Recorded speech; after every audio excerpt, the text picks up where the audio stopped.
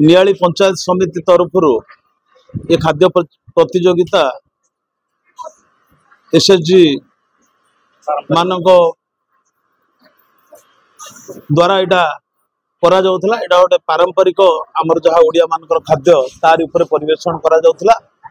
तेणु ये भी गोटे यार जो प्रयास अच्छी जेटा निजे आत्मनिर्भर हवापे माँ भौणी मान निजे आत्मनिर्भर हवापे ये प्रयास जारी रही। आ द्वारा जो आम प्राइज दौचु आ द्वारा से माने आहरी भल करने चेष्टा करेंगे एवं मार्केट रे जो एसएचजी मानकर जो प्रोडक्शन टा जमती मार्केट को जीव एवं तांकर उत्साह रहिबो आउ से माने जमती निजे आत्मनिर्भर है निजे रोजगारक्षम होगा यहाँ हूँ तार से उद्देश्य रे एटा आज करा हितला। संपूर्ण भल होइछि।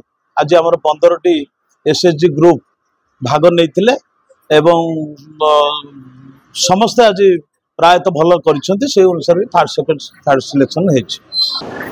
एठी जो माने आज सिलेक्ट हेले जो माने सिलेक्ट होइचंती से मानको सुजोग दिया जिवो जिला स्तर रे राज्य स्तर रे भी दिया जिवो आगामी दिन रे।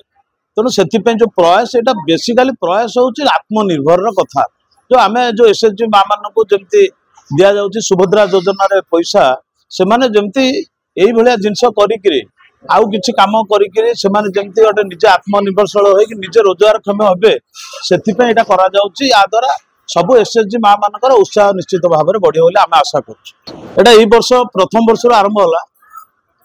जो कथा आप युवपीढ़ी कथा कहले आपण देखिए आज समाज समाज आज से पुराना ढांचा को फेरुच जमती किछि वर्ष है मु देखिली मुझे कहूली जमी मंडा पिठा इस्कन मंदिर जो दईक भुवनेश्वर सारा बिक्री होची कटक भी बिक्री होची सेमती विभिन्न एसएचजी ग्रुप भुवनेश्वर रे कौन प्रकार उत्सव हेले स्टॉल माध्यम से प्रोडक्शन जिनस को से बिक्री करुछंती ता द्वारा कौन होची ना से निजे रोजगारक्षम होउछंती तांकठू प्रेरणा अन्य एसएचजी ग्रुप माने पाउछंती। आज जे फर्स्ट सेकंड हेले से जिबे ता माने न जे अन्य मान न जिबे सेमिति किछि माने नाही। भविष्य रे भी समस्त को अग्राधिकार दिया जिवो से माने एई जिंसो करिया पुराना परंपरा को निश्चित भाव रे वर्तमान फेरी नुआ समाज जो हवा जाउछ पुराना परंपरा को ही फेरुछ खाद्य रे आउ से फास्ट फूड लोक वर्तमान सेथु धीरे धीरे आसिक निजर प्रकृत पारंपरिक खाद्य खाउछंती।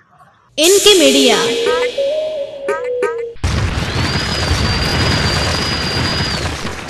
Media like share and subscribe.